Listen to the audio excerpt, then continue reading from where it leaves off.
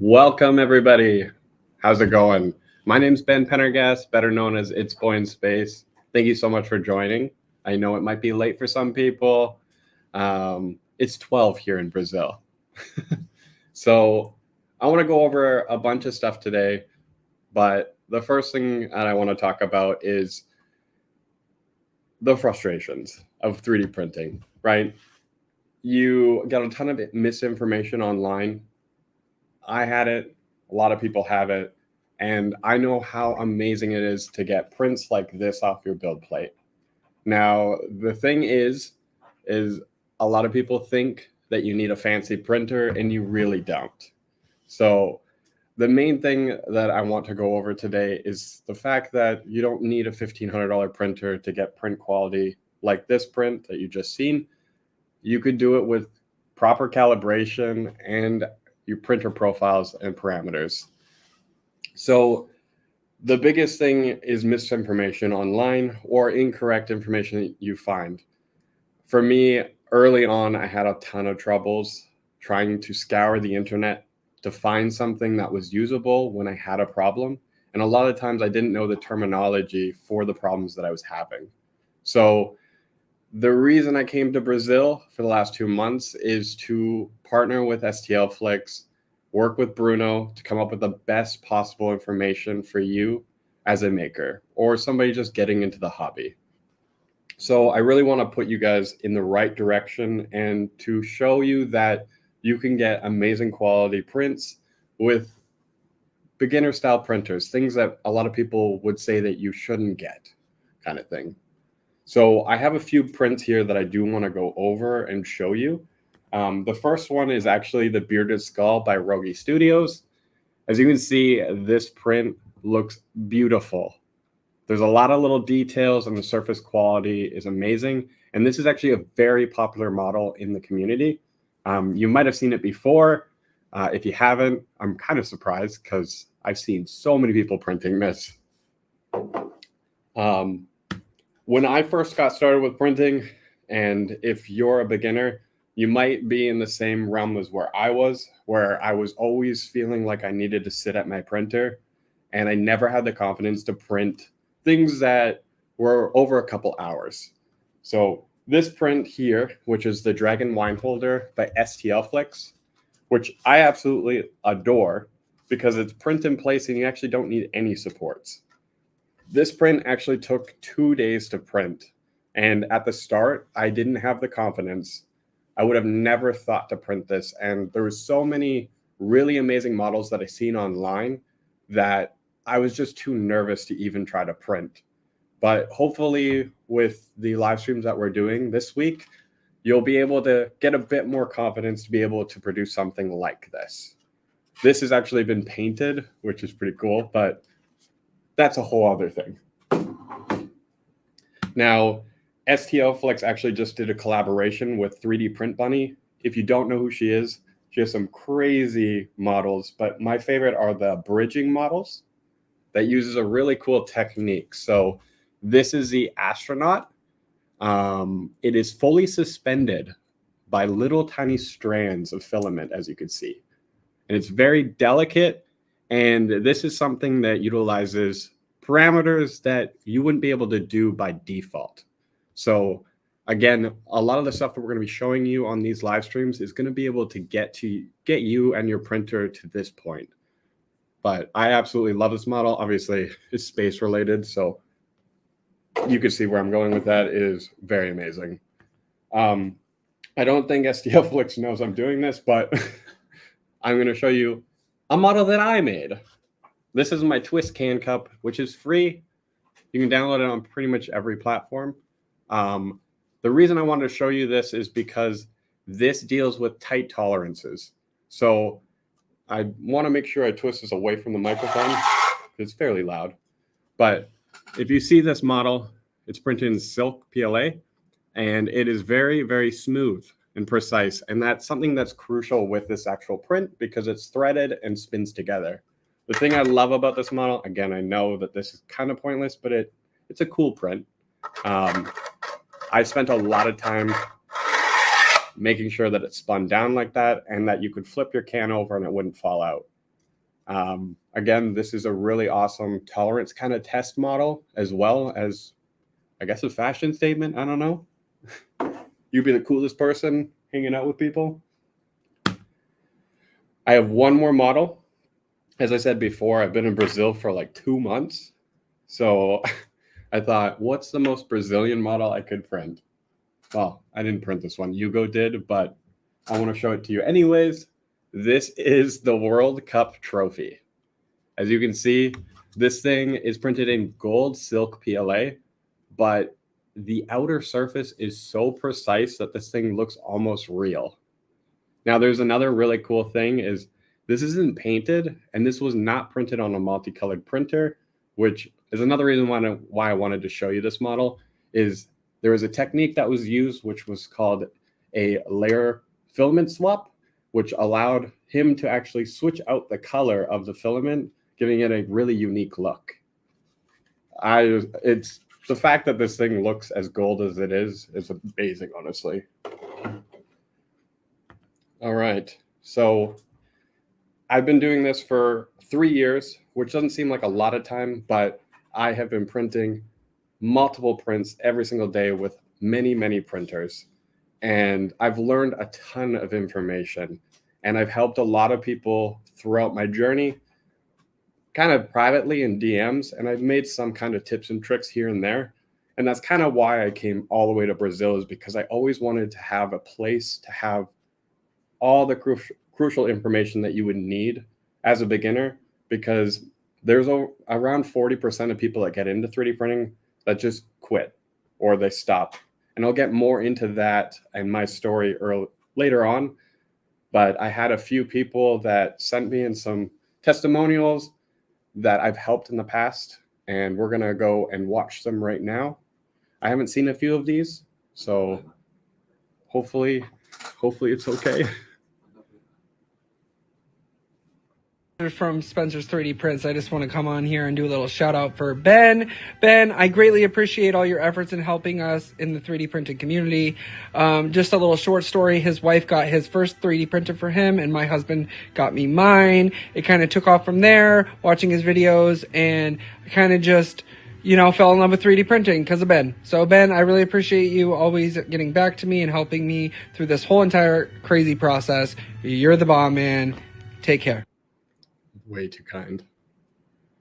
Oh, no. I had a lot of help from It's Boy in Space, Ben. He's such a great person, and he gives me his best slicing advice all the time and helps me to simplify things. I had less failed prints, and I had way more successful prints. From the bottom of my heart, I'm so appreciative of his time and expertise. Love a buff Vanguard. Henry from Derailed 3D, and I just want to say that Ben has been incredibly helpful in my setup journey for my bamboo printer, setting up my AMS, and just all the tips and tricks that you need for 3D printing. A very important part on my 3D printing journey. He's helped me with issues from clogged nozzles to clogged extruders to beds that were very stubborn and didn't want to be level. He's popped in my live stream and pointed out issues with prints that I didn't even see, and I was in the room. He's helped me direct my content in ways that I wouldn't even think of. I can honestly say that I would not be where I am without his guidance.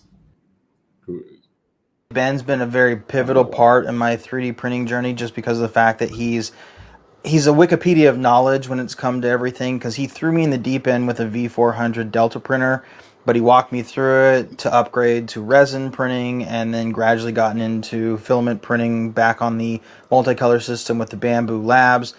He's just kind of helped walk through. He's been a cheerleader, that kind of coach that you want in your corner. So I couldn't have done it without him. Hi, I'm Kev, and since I started 3D printing back in September, It's Boy in Space has been a phenomenal help with things like how to calibrate and do my first bed leveling and slicer settings, and just being a huge support in the field. So thanks. That is way, way too kind. One sec. Just kidding. Just quick question.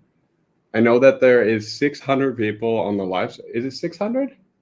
Yeah. Do we have 600? Yeah. Let me know where you're watching from. I'm very curious to see where everybody's from. I will glance over in a second. I want to share with you guys a little bit of my story, but beforehand, I do want to answer a few questions here. Is there anything, Mr. Hugo? We have one question, like, is this recorded to watch later? Unfortunately, too busy at work at the moment. So if you click the link below and make sure you're signed up, this will be sent to you in your email address. So if it is too late or you need to go to sleep for work for any reason, there will be something they'll be able to come back to and watch later, for sure. Is there anything else? Besides this, is just cool comments like Big Tom D, pointless always equal cool. So 1 sec here. We have Phoenix, Colorado, New York, Canada, Texas, York, Joinville, Thomas, how's it going? Gabriel, Brazil, unreal. Okay. All right. I'm going to go over a little bit of my backstory here. If you're new here, welcome. Very much appreciated for you taking your time out of your day to allow me to chat with you. If you know who I am, you might have heard this a little bit, and I'll kind of give you a brief rundown. Back in 2011, I graduated back in 2009. Yes, I'm a lot older than you probably think, but in 2011, I was in the tech industry, and the school district that I went to asked me to set up some 3D printers, which if you haven't seen them already, I would definitely look them up. They're the Print R-Bot. Okay? It was a wooden printer, and they were a very big pain to put together and calibrate, but it was very intriguing to me. I was very excited about 3D printing, and I really wanted one. But at the time, I was fresh out of school, and I couldn't afford the printers because printers, when they first came out, very, very expensive. But thanks to everything nowadays, they become very affordable. And again, this is where I kind of go back and say, I use bamboos. Everybody knows I use bamboos, but that doesn't mean I exclusively use bamboo printers.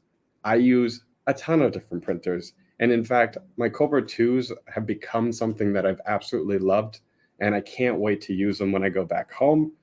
But I started out thinking and dreaming about the day that I would have a 3D printer. And back in 2020 is when my wife actually bought me my first 3D printer, which was an Ender 3 V2. And I was so excited to get my first 3D printer that I jumped face first into the water, didn't even dip my toes in. And I wish I did a bit more research because I just kept getting bullied, or people were telling me that I should have got a better printer or I should do upgrades, when all I was doing is asking for some help with bed leveling. And the hardest part for me is I fell into that 40% of people that stop 3D printing very early on because they get stuck, right? And when you're fresh with 3D printing, you don't know any of the terminology. You don't really know what something is when somebody refers to, you need to fix this part, and you're like, I don't know what that part is, right? And I found that all the information online was just kind of, it's like taking pepper and sprinkling on a plate, and you have to try to find the right piece, right? So that's kind of why I came to Brazil, is to try to make something a little bit better. So I had a better start. But I quit. I did not want to 3D print because of the reasons of going on Facebook and Reddit and just people telling me all this stuff, right? And it took me a good almost 2 to 3 weeks before I had the confidence to even try it again. And it was my wife that kept telling me and trying to push me to go on TikTok because she's seen other creators posting content. And I'm very happy I did, because I met a few crucial people at the start of my making career, all of the stuff that goes along with it. And the cool thing about it is I blew up very quickly on social media. It was about 6 days. And it was at that point where I really needed to push and try to find that information. And it took a lot out of me. I put every day into it because I seen this little spark and it drove me to success. So within the first year, I had over 1 million followers. I had Dwayne The Rock Johnson duet one of my videos for a 3D print, which opened up the opportunity of other people being able to explore the hobby or even find out about the hobby, right? And the cool things you could do with it.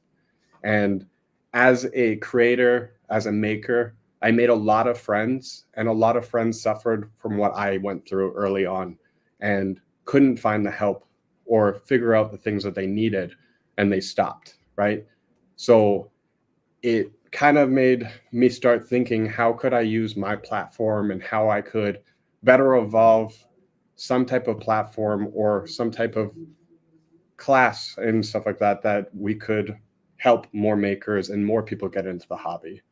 So that's a little bit of my backstory, and kind of really what the goal here is to enable people and to show people that you can start with a budget printer, as they say, budget printer, but realistically you can get quality like this on a $150, $250 printer, the same quality that you could get on a $1,500 printer, as long as you're focused and you maintain your printer and your parameters and your slicing software. So we are going to go through and actually start some of the stuff here. So if you have your clipboards, your iPads, your phone, or the PDF pulled up, you can take some notes, try to follow along. And if you miss something or you need to come back to it, make sure you go to the link down below. Make sure you're signed up, because obviously this will be sent to your emails. And again, we do have the checklist also below. So my people, I do have people here, just by the way. There is 2 people looking directly at me. We're going to go into some of the mechanics and the maintenance on your 3D printers. This is going to be around some beginner style printers, because obviously we want to cater to newer users. The first thing that I'm going to talk about here is, you can see Hugo in all his glory cleaning the rails. The rails and the wheels on these style printers and even high-end printers are very important to actually maintain, because of the fact that they're dust magnets. I have dogs at home, and I find so much dog hair on my printers within days of cleaning it. So it's very crucial to make sure that the rails, the wheels, and everything is free of dust and anything that is built up over time, because if you don't do that, you're going to be introducing another factor into something that might mess up your prints. The next thing is going to be the tightness of the pulley screws. So again, you can see Hugo tightening these screws, and you really need to make sure that they're tight, because of the fact that the printer is constantly vibrating, right? So screws will tend to loosen over time, and it could really be one of the main factors of why you're having issues on your print. So obviously, when you're tightening things, you never want to over tighten things, but you do want to make sure that they're seated correctly. And it's a good thing just to go over most of the, or all the screws on your printer. There's going to be a few crucial ones we'll go over that you don't want to over tighten here in a second. So as you can see, this is the x-axis, and this is going to be the actual, the thing that's going to be holding your actual print head in place. The key here is you don't want the thing wiggling, because obviously a wiggling hot end is going to be very bad for your actual print quality. You want to make sure that the eccentric nut, which is usually located on the bottom, there's going to be 3 wheels.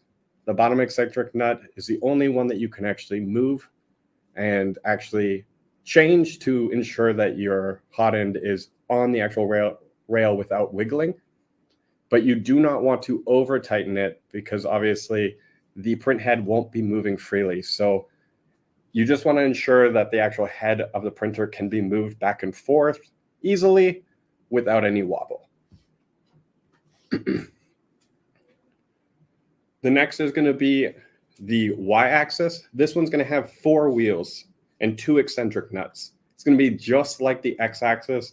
You want to ensure that the bed itself isn't wobbling in any way. But again, you do not want it over tightened so that the actual bed isn't moving freely. The key here is you have the 2 eccentric nuts and you want them fairly similar in tightness, because if you have one that's overly tight, then the front of the bed might be moving or the back of the bed. So you just want to make sure that the bed isn't tweaking back and forth on either corner.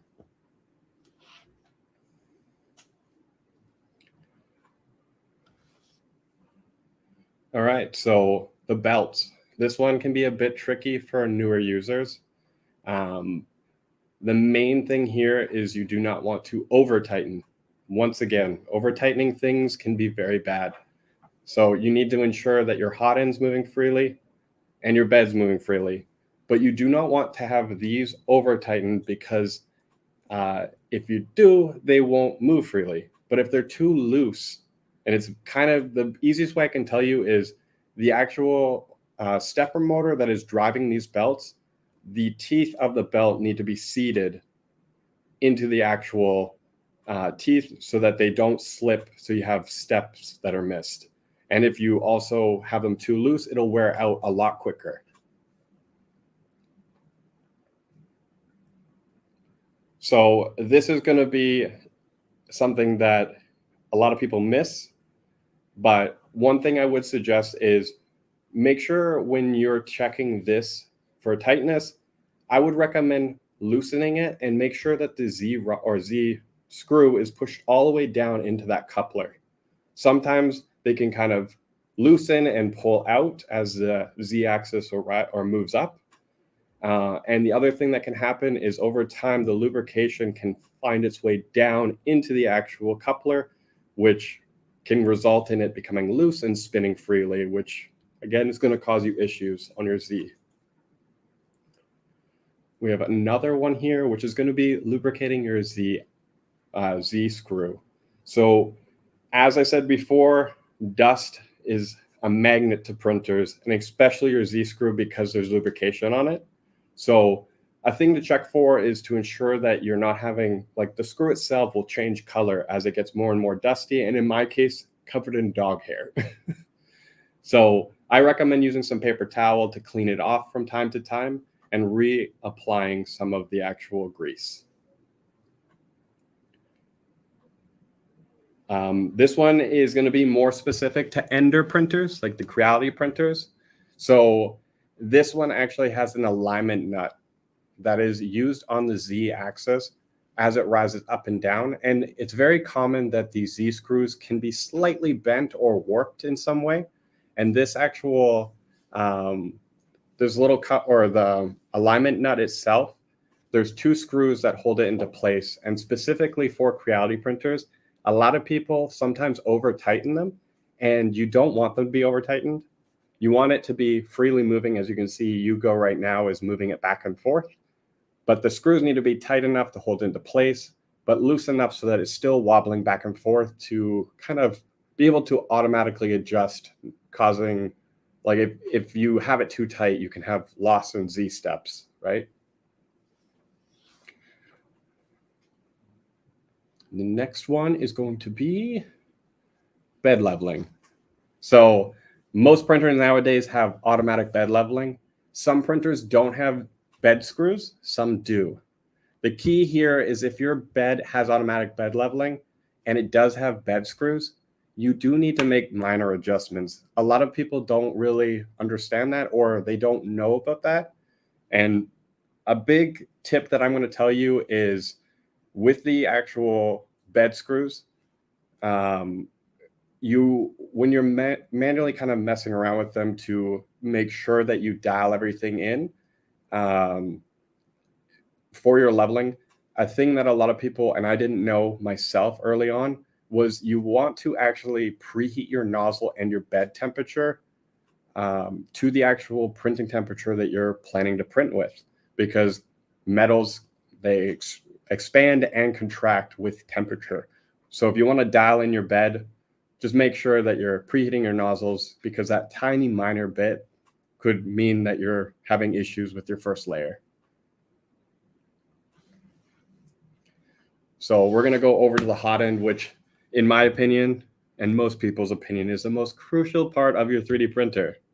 So something that a lot of people don't know when they get into the hobby, and I didn't know, is you kind of get into this realm where you're 3D printing. You've been 3D printing for weeks, and then you start seeing some issues with surface quality problems or other random things that happen.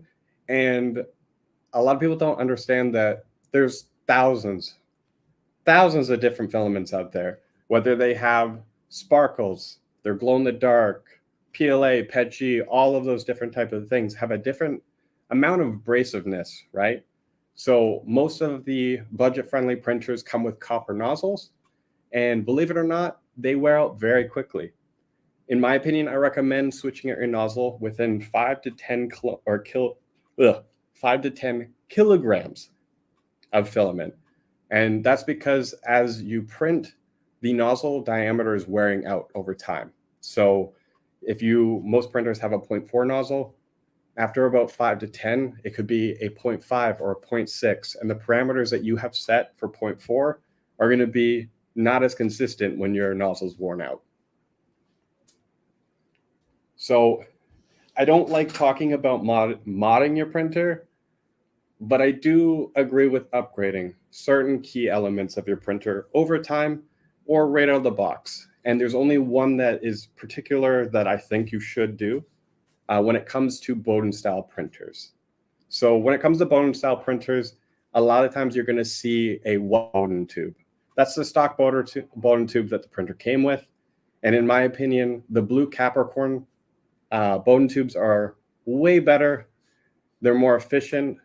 There's less resistance in the actual Bowden tube for the filament while it's going through the path to the hot end. And the other thing about it is they have a higher melting point. So the key here is the older style, or like the original stock Bowden tube, it will actually melt over time, because in a lot of cases, the Bowden tube is resting right up against the nozzle itself, and it will wear out or burn or melt, right? So that's why the Capricorns, in my opinion, are the best. Another key thing here is if you're swapping out your Bowden tube, you want to ensure that you have a completely flat, flush cut to the actual Bowden tube. A lot of Bowden tubes nowadays will come with a cutting tool. If they don't, it's a very inexpensive tool to have, and I do recommend in your arsenal of tools and extra parts. If you don't have that, you can use a razor blade, as long as you're careful, to cut it completely flat. It is a little bit more difficult, but it is possible. And the key here is to ensure that the nozzle and the Bowden tube themselves rest and seat perfectly together. If it's slightly on an angle, you're going to have a slight air gap, which is going to collect filaments, like filament scraps, and burn and cause nozzle clogs, essentially. So we can go to the next one. So with your nozzle off, your Bowden tube out, I recommend that you use your old Bowden tube to actually clear out the throat of your heat break. And the beautiful thing is the Bowden tube is the same diameter of your heat break throat, where you can push out any of the remaining filament or scraps that are in there. Obviously, you want to do this with the nozzle up to printing temperature, and you can easily, like I said, push it through to clear out anything that you see in there. Another cool thing that you can do is use your flashlight on your phone to kind of shine it and look from above to ensure that you've cleaned it properly.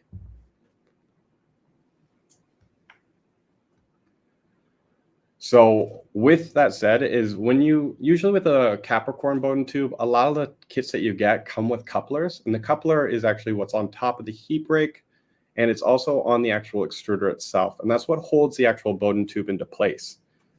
The thing with it is the couplers are very, very inexpensive, so if it didn't come with it, I do recommend picking up some just to have in your arsenal of parts that you might need, because the coupler itself has little teeth that engage with the actual Bowden tube to hold it into place. And as your filament's retracting and extruding, it's going to be moving back and forth, causing strain on those little teeth that might bend over time. So if you're switching out your Bowden tube and you're cleaning your actual hot end and doing a nozzle change, I definitely recommend switching out your couplers to ensure that everything's perfect and set up properly.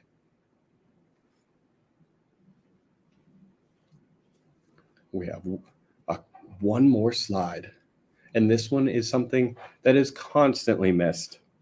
And I did it myself, and the first time I took it apart, it was a horror story. There was so much dog hair. So when you're 3D printing, one of the most crucial things is cooling. Because you're extruding hot plastic, you need to ensure that that plastic is cooling down properly before the next layer goes over it, to ensure that your surface quality of your prints are as best as possible. And the fan itself, like I said, with everything with your printer, just sucks in air and dust and everything else. So it's recommended to clean it with a brush. If you're doing it with compressed air, I do recommend disabling the fan with your finger or anything that is non-conductive to ensure that you're not spinning up the fan, pushing back voltage into the motherboard.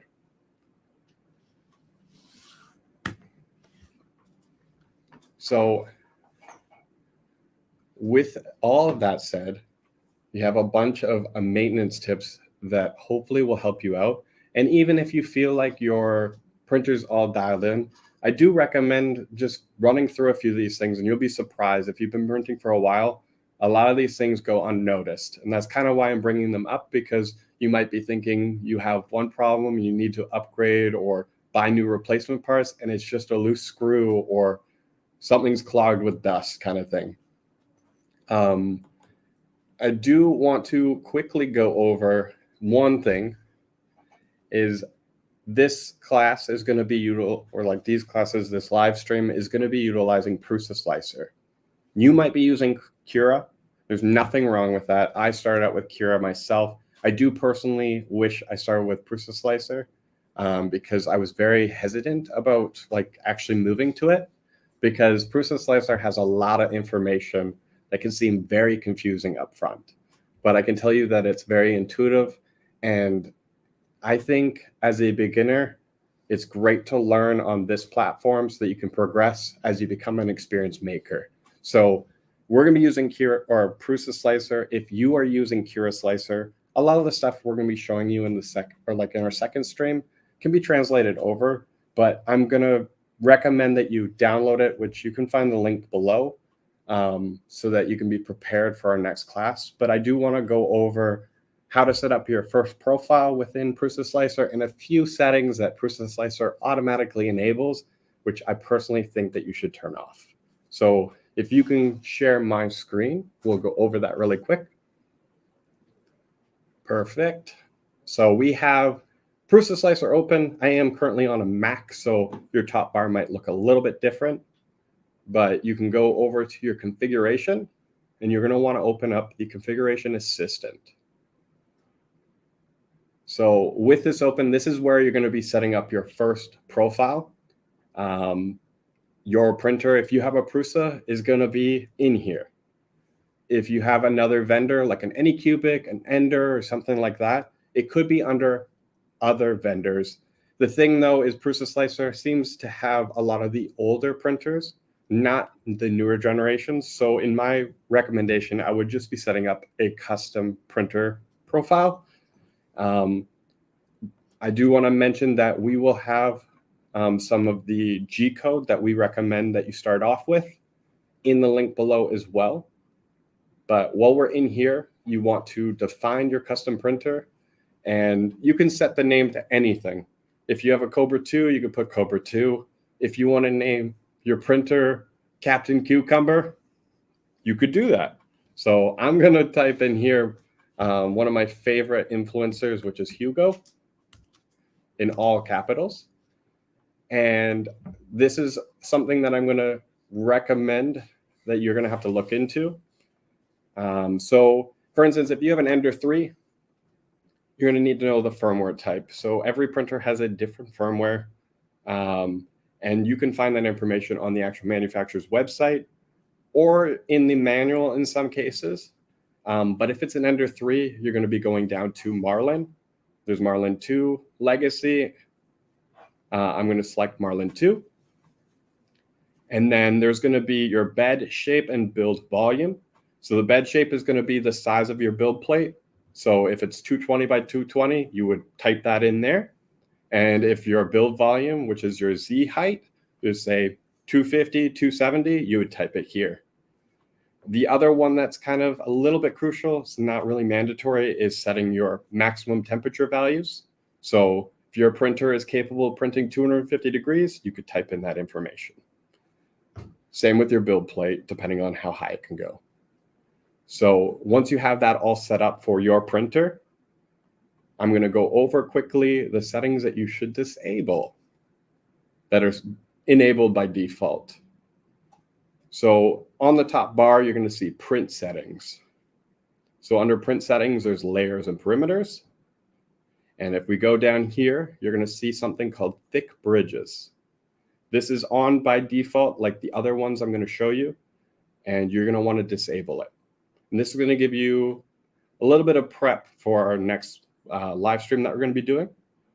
That's going to go over a lot of the parameters that we recommend. Another one is the parameter generator, which is set to Arachnid first, and you want to switch it to classic. And then we have one more setting that I recommend that you turn off, which is your filament settings. You're going to go down to cooling, and you're going to see enable auto cooling. I would also recommend to turn that off. Again, we will go over the reasons on why we've disabled these settings and better elaborate it in our next live stream. Can you show my face? Get this set up here quick. I'm going to click this keybind. So now that you have Prusa Slicer set up and ready for the next live stream, I do want to encourage you guys to print your first print with the stuff that we've set up with Prusa Slicer. It might not look pretty. Don't worry about it. The reason I want you to print with these settings is because after our next live stream, I really want to see a print of your next print and to compare them, because you'll see the difference of what it looked like and what it's going to look like. And I think that's going to be very crucial so you can see the benefits of the settings that we're going to be going over.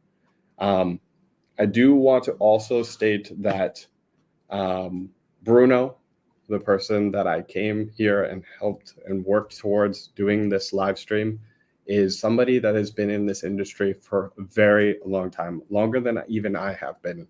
And he is just a ball of knowledge when it comes to Prusa Slicer. So on our next live stream, he's going to be here to be able to go over a lot of these crucial things that you're going to want to look into and change. With that said, I do want to quickly interact with the chat. I feel like I've been rambling for so long. I apologize. Do we have any questions that you've seen? I have a question. Yeah. Zoro Fox asked, where is a good place to buy the supplies, like the nozzle and other stuff that we talked about? So, in my opinion, if you have access to Amazon, Amazon is a great place to find and be able to get fast parts. But in some cases, you're not able to get some crucial parts for specific printers, where you would want to actually go on the manufacturer's website. There's a very rare case that sometimes parts aren't available to just buy as a consumer, and you would have to obviously contact support to be able to get those parts. But a lot of the things for the beginner printers, like say the Ender 3s, Cobra 2, stuff like that, you can find easily and accessible online.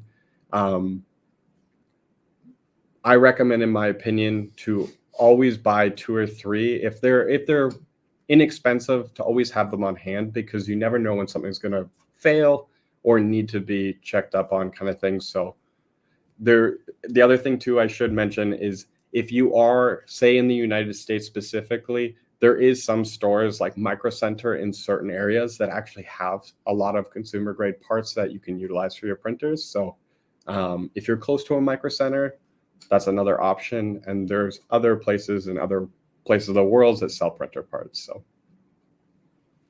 any other questions? We also have Connie Brow again. Is this being recorded so that we can watch later? Yes. So if you go to the link below, you can sign up to the email if you haven't. If you're somebody from my YouTube, thank you so much for stopping by the way. But if you're from the YouTube and you're not aware of what's going on, there's a link in the description of this live stream. You can put in your email and you will be emailed this live stream so you can critique me, see all the times I stumbled over my words, and be able to access information. That was pretty much it. If you want to see by yourself, okay, feel free. I'm gonna quickly look here.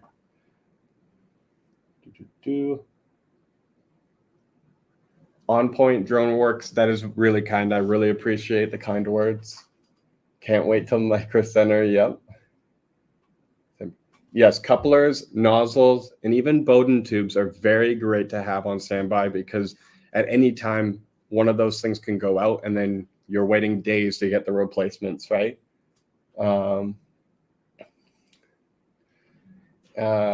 Gordon Cowley says, why would the nozzle break off on my Ender or my Elegoo Neptune?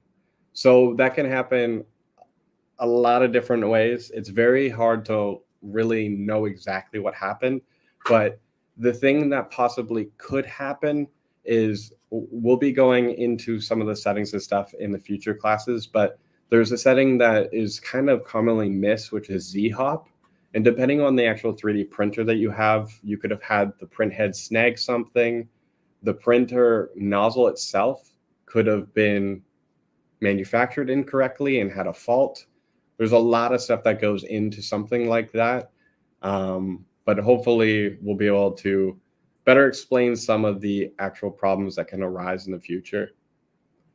GT MacGyver was like, hit the like button, folks. Hit the like button. 500 watching, only 150 likes. That's true. Please, guys. Yeah. Let's see if we can hit that to 200 before we get off here. Again, this is a lot of people. This is the first time I've really gone live on YouTube. Let me know if you want to see me go live more in the future, even after the live streams that we're going to be doing this week, because I would love to answer questions and hang out. Other than that, I just want to thank everybody for joining, hanging out. I appreciate you guys giving me this opportunity to be able to talk to you. And just so you're aware, it is almost 1 a.m. in Brazil. So again, if it's late where you are, I really appreciate you taking the time of your day to join. And I'll see you on the next live. Thank you guys so much. See you later.